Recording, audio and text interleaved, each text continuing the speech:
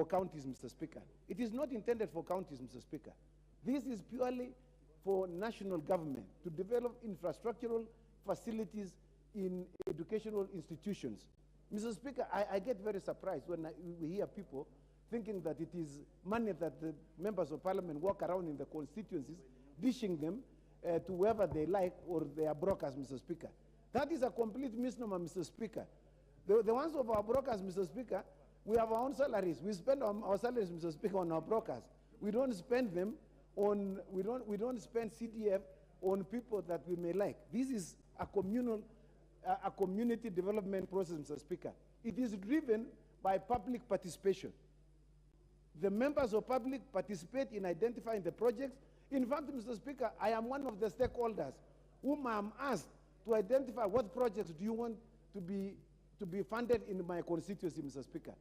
And if you hear, Mr. Speaker, people talking about NGCDF of 2015 having been declared unconstitutional, Mr. Speaker, we want to warn the mandarins in Treasury.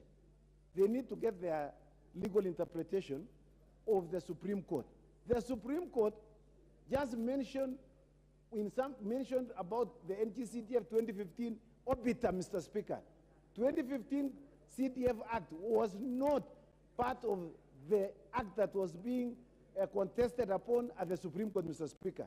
So I do not see why anyone at the Treasury can imagine, even for 1 minute, that the 2015 NGCDF has been declared unconstitutional, Mr. Speaker.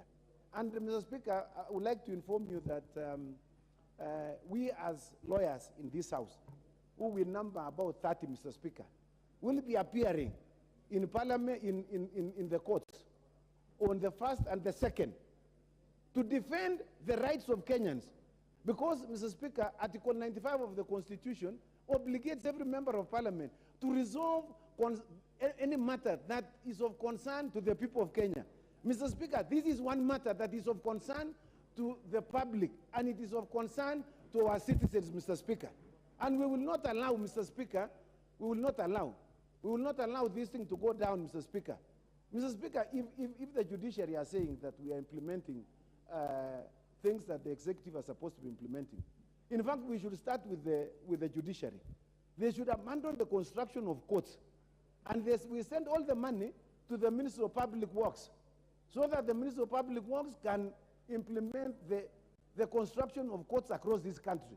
Mr. Speaker, as we speak, when I was the chair of Justice and Legal Affairs Committee, we budgeted a lot of money to Judicial Service Commission, just like Parliamentary Service Commission.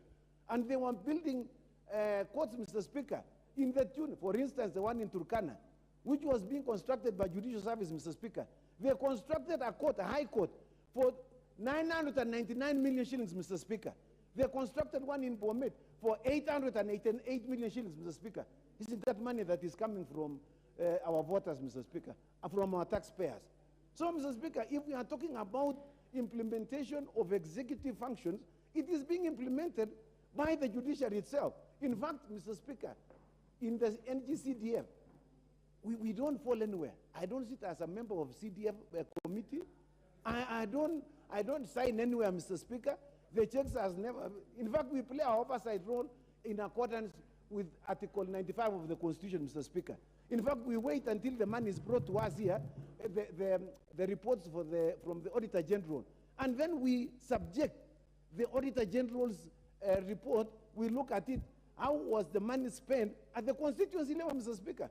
It has nothing, in fact, I don't know how they spend, Mr. Speaker, the money. In fact, I'm also a stranger.